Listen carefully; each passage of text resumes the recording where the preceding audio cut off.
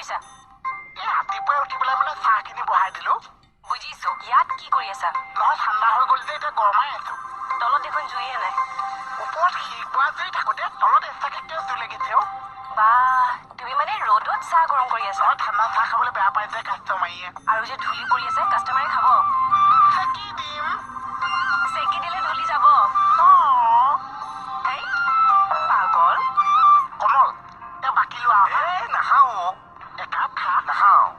লাগিলে 10 টকাই দিবি। একাপ চাহৰ 10 টকাই। মোক মূৰ্খ পাইছে নেকি? নাখাওঁ। মোৰ কথা তোৰ মনত কোনে বেয়াকে সোমাই দিলো? আমাৰ সংসাৰত ফাট মেলিল যে।